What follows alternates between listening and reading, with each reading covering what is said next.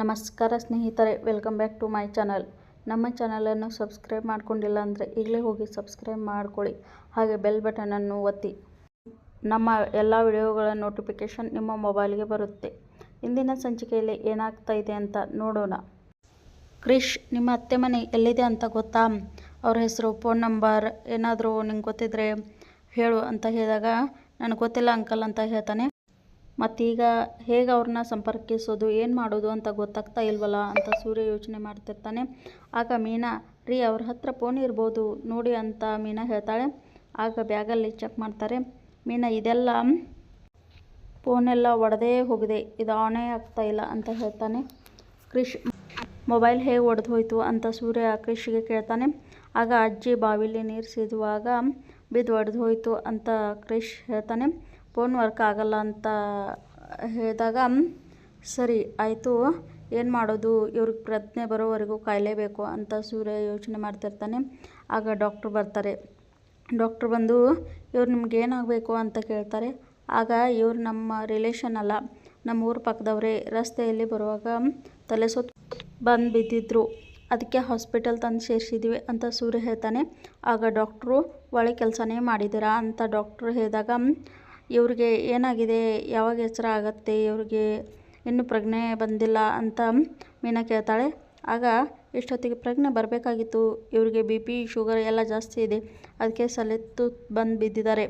ತುಂಬ ಕೇಸಲ್ಲಿ ಒಬ್ಬೊಬ್ಬರಿಗೆ ಪ್ರಜ್ಞೆನೇ ಬರೋದಿಲ್ಲ, ಇನ್ನು ಕೆಲವೊಬ್ಬರು ಕೋಮಾಗೆ ಹೊರಟು ಹೋಗ್ತಾರೆ, ವರ್ಷವಿಡೀ ಆಗುತ್ತೆ ಅಂತ ಡಾಕ್ಟ್ರು ಹೇಳ್ತಾರೆ. ಆಗ ಮೀನಾಗೆ ಶಾಕ್ ಆಗುತ್ತೆ. ಅಯ್ಯೋ ಡಾಕ್ಟ್ರು, ಏನು ಹೇಳ್ತಿದ್ದಾರಾ, ಇವ್ರಿಗೆ ಪ್ರಜ್ಞೆನೇ ಬರೋದಿಲ್ವಾ ಅಂತ ಮೀನಾ ಕೇಳ್ತಾಳೆ. ಹಾಗೇನಿಲ್ಲ, ಇವ್ರಿಗೆ ಹಾಗಾಗಿದೆ ಅಂತ ಹೇಳ್ತಿಲ್ಲ, ಇವರು ಆರಾಮಾಗೇ ಇದ್ದಾರೆ, ನಾನು ಹೇಳ್ತಾ ಇರೋದು ತುಂಬ ಕೇಸಲ್ಲಿ ಹಾಗಾಗಿದೆ, ನೋಡೋಣ, ಸ್ವಲ್ಪ ಹೊತ್ತು ಬಿಟ್ಕೊಂಡು ನಾಳೆ ಅಷ್ಟರಲ್ಲಿ ಪ್ರಜ್ಞೆ ಬಂದರೂ ಬರ್ಬೋದು ಅಂತ ಡಾಕ್ಟ್ರು ಹೇಳ್ತಾರೆ. ಸರಿ, ಅವ್ರ ಮನೆಯವ್ರಿಗೆ ಹೇಳಿಬಿಡಿ ಅಂತ ಡಾಕ್ಟ್ರು ಹೇಳಿದಾಗ, ಅವರು ಯಾರು ಅಂತ ಗೊತ್ತಿಲ್ಲ, ಅವ್ರ ನಂಬರ್ ಕೂಡ ಇಲ್ಲ, ಈ ಹುಡುಗನಿಗೆ ಅಡ್ರೆಸ್ ಏನು ಅಂತಲೂ ಗೊತ್ತಿಲ್ಲ, ಅವ್ರಿಗೆ ವಿಷಯ ತಿಳಿಸ್ಬೇಕು ಅಂದರೆ ಅವ್ರಿಗೆ ಪ್ರಜ್ಞೆ ಬರಬೇಕು, ಆಮೇಲೆ ಅವ್ರಿಗೆ ವಿಷಯ ತಿಳಿಸೋಕ್ಕಾಗೋದು ಅಂತ ಸೂರ್ಯ ಹೇಳ್ತಾನೆ. ಸರಿ, ಹಾಗಾದರೆ ನೀವು ಹೊರಡಿ, ಪ್ರಜ್ಞೆ ಬಂದ ಮೇಲೆ ಹೇಳಿ ಕಳಿಸ್ತೀನಿ ಅಂತ ಡಾಕ್ಟ್ರು ಹೇಳ್ತಾರೆ. ನಾನು ಇಲ್ಲೇ ಇದ್ದು ನೋಡ್ಕೋತೀನಿ ಅಂತ ಮೀನಾ ಹೇಳಿದಾಗ, ಅಯ್ಯೋ ಅದೆಲ್ಲ ಏನೂ ಬೇಡ, ಇಲ್ಲಿ ನರ್ಸ್ ಇರ್ತಾರೆ, ಅವರೆಲ್ಲ ನೋಡ್ಕೋತಾರೆ, ಇವ್ರಿಗೆ ಪ್ರಜ್ಞೆ ಬಂದರೆ ಅವ್ರಿಗೆ ಹೇಳ್ತೀನಿ, ಅವರು ಹೊರಗಡೆ ಫೋನ್ ನಂಬರ್ ಕೊಟ್ಟು ಹೋಗಿ, ಅವ್ರು ನಿಮ್ಗೆ ತಿಳಿಸ್ತಾರೆ ಅಂತ ಡಾಕ್ಟ್ರು ಹೇಳ್ತಾರೆ. ಇವಾಗ ಏನು ಮಾಡೋದು ಅಂದಾಗ, ಪ್ರಜ್ಞೆ ಬಂದ ಮೇಲೆ ಹೇಳ್ತೀನಿ ಅಂತ ಹೇಳಿದ್ದಾರೆ, ಬಾ ಹೊರಡೋಣ ಅಂತ ಸೂರ್ಯ ಹೇಳ್ತಾನೆ. ಆಗ ಮೀನಾ, ಅಯ್ಯೋ ಕ್ರಿಶ್ ಇದ್ದಾನಲ್ಲ ಅಂತ ಹೇಳ್ತಾಳೆ.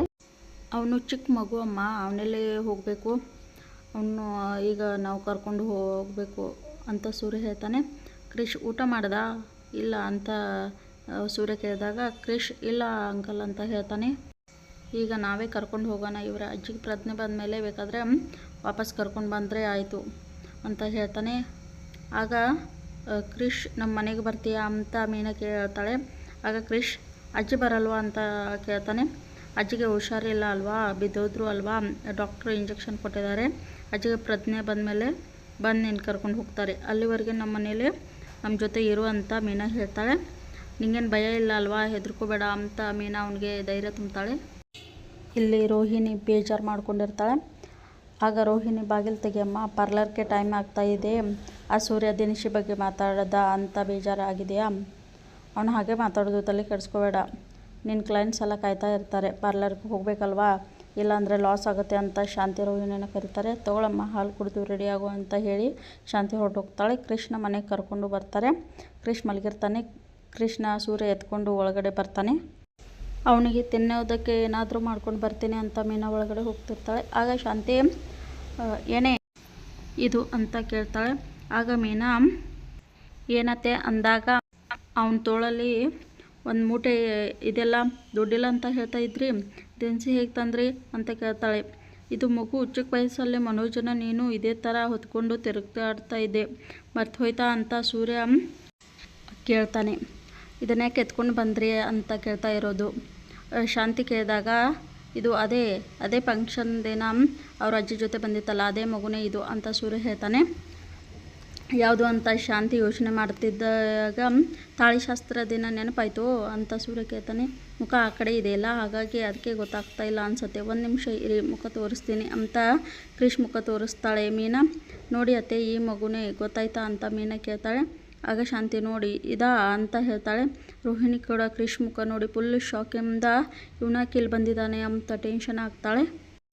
ಇಂಥ ಅನಿಷ್ಟಗಳಿಗೆ ಅಂತ ಜಾಗ ಇದೆ, ಅಲ್ಲಿ ಕರ್ಕೊಂಡು ಹೋಗಿ ಬಿಡೋದು ಬಿಟ್ಟು ಇಲ್ಲಿಗೆ ತಂದಿದ್ದಾರ ಅಂತ ಶಾಂತಿ ಸೂರ್ಯಂಗೆ ಕೇಳ್ತಾಳೆ. ಆಗ ಸೂರ್ಯ ಏಯ್ ಸಕ್ರಿ ಅಂತ ಶಾಂತಿಗೆ